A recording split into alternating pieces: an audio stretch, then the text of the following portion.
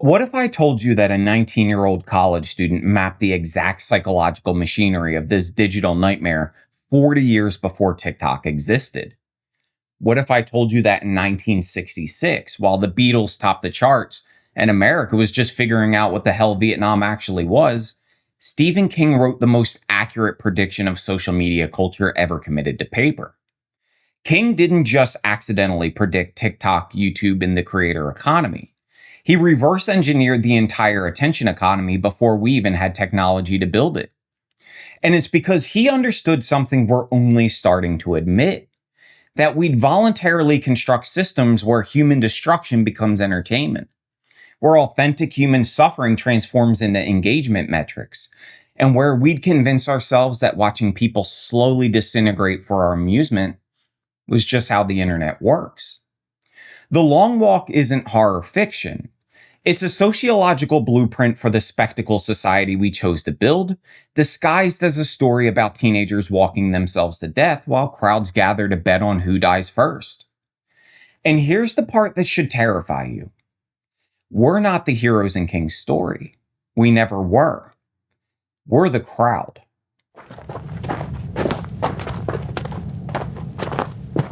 All right, picture this. It's 1966. Stephen King is 19, sitting in his dorm room at the University of Maine. The world outside his window is transforming. Vietnam is escalating into America's most televised war. The civil rights movement is reshaping the social contract, and television is becoming the dominant cultural force, though it still signs off at midnight with the national anthem like some kind of digital bedtime story.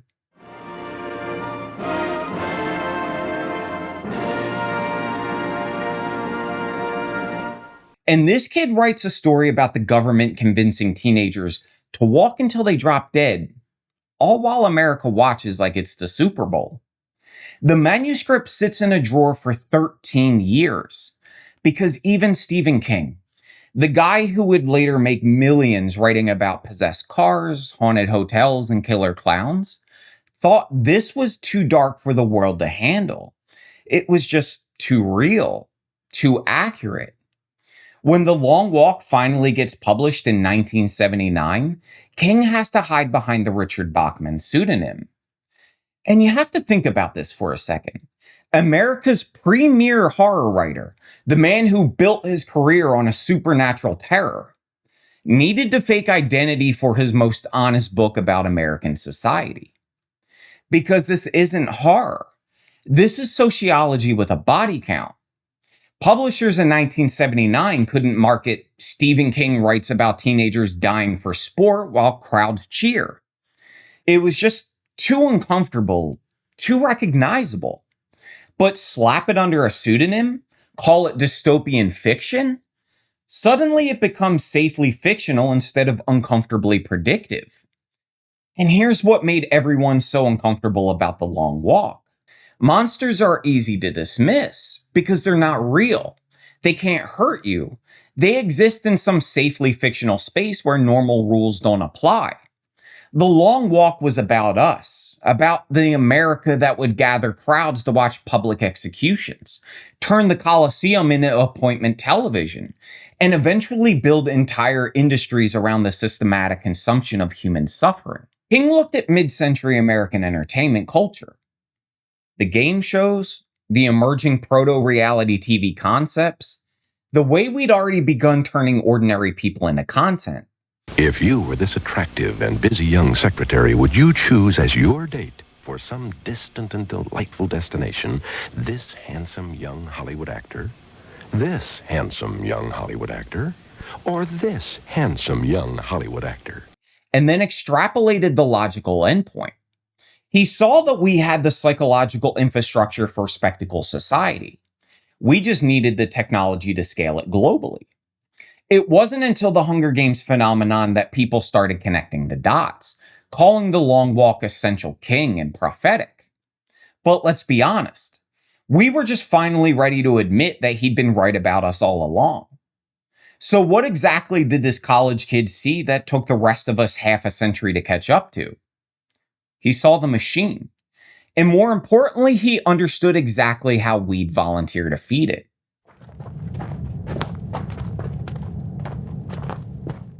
Here's the part of the long walk that gets me every time. The boys volunteered. I'm Ray Garrity. You can call me Ray. Prima Breeze.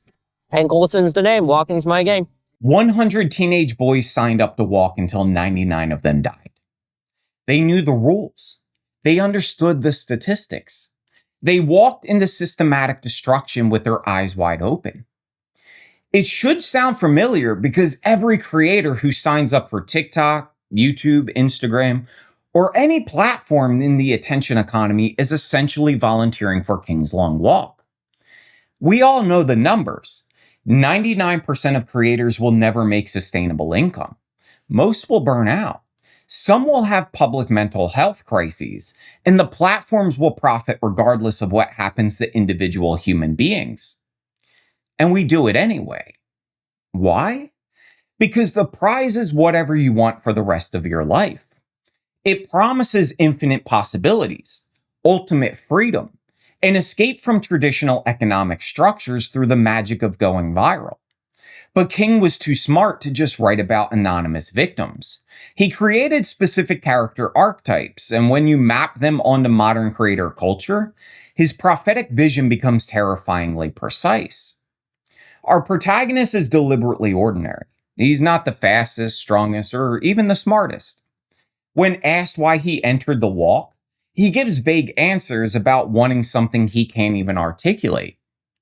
Garrity represents about 90% of content creators, regular people chasing rewards they can't clearly define. They start YouTube channels or TikTok accounts without specific goals beyond some nebulous sense that creating content will lead to something, maybe freedom, fame, financial independence.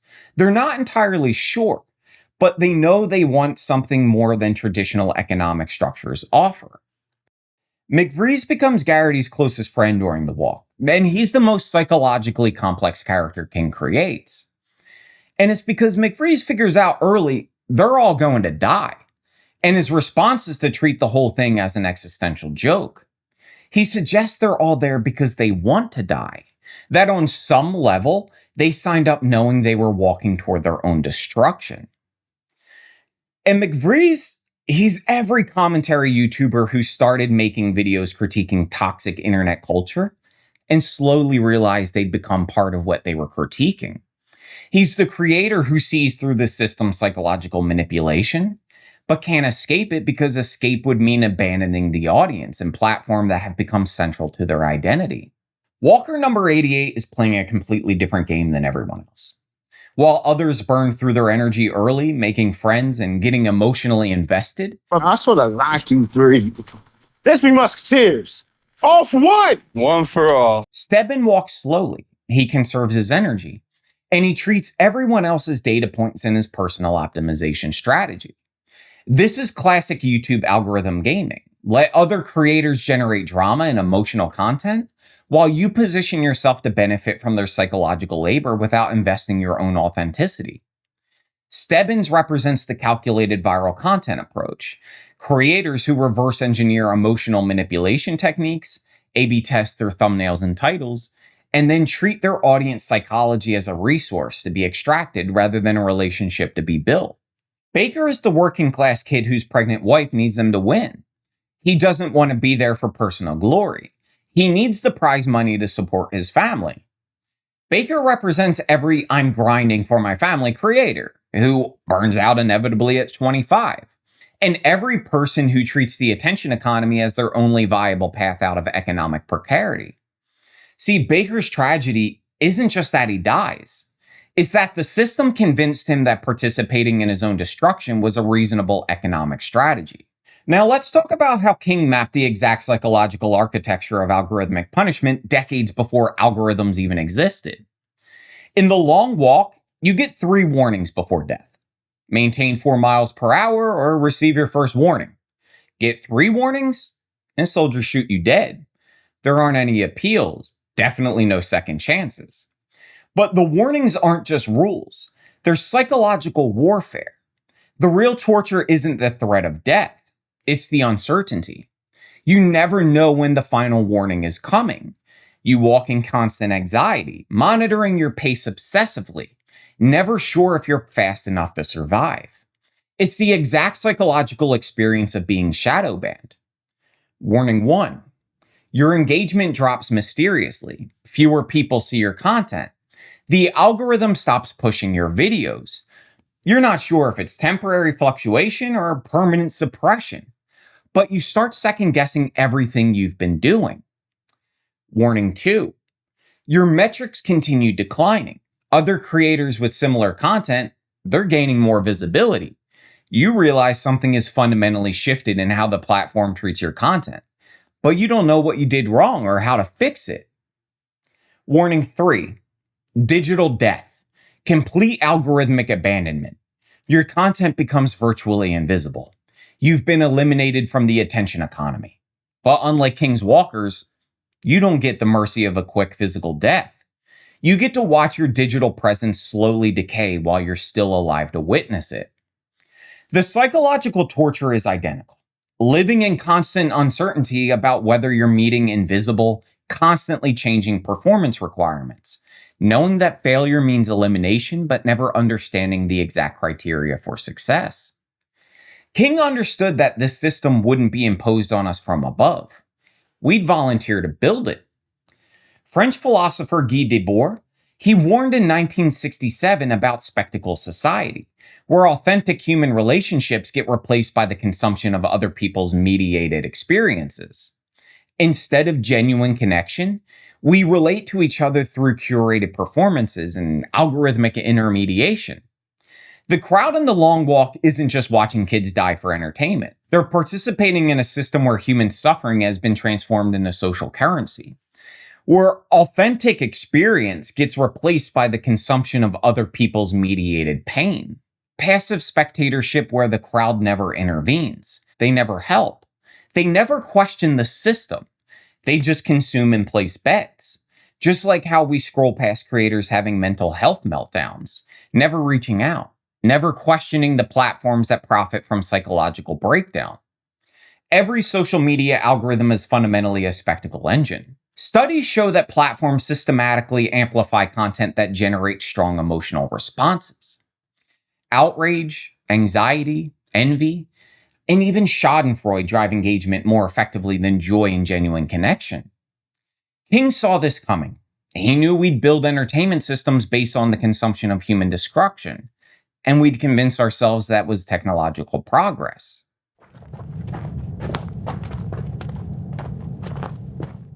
Alright, spoiler alert. Ray Garrity wins the long walk.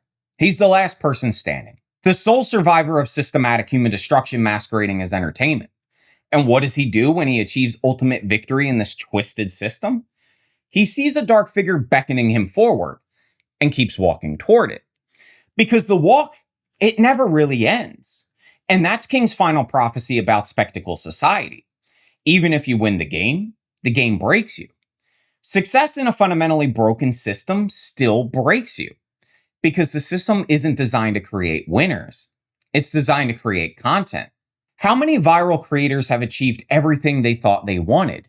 Millions of followers, brand deals, financial independence, and still feel empty? How many successful YouTubers have public breakdowns at the peak of their careers? King saw this coming.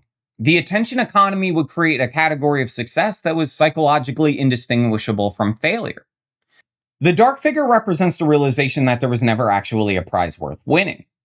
Platform success, it doesn't provide authentic human connection, meaningful creative fulfillment, or even psychological well-being. It provides metrics, engagement statistics, and the constant anxiety of maintaining artificial visibility within systems designed to eliminate you the moment you stop producing profitable content. But King's ultimate insight wasn't that spectacle systems are inevitable. It's that they only work when we agree to pretend they're natural, just the way technology works now. The spectacle depends on our passive consumption, our willingness to relate to other human beings as content rather than people. The walk only ends when we stop volunteering to participate. Understanding how spectacle systems work is the first step toward choosing different relationships, different entertainment consumption patterns, different ways of relating to human creativity and vulnerability. Read The Long Walk, not because it's good horror fiction, though it is. Read it because it's true. Because in 2025, when everything is content and everyone is performing their own destruction for algorithmic optimization, recognizing the truth about the systems we built is the first step toward choosing something different. The dark figure is always beckoning, but we don't have to keep walking toward it.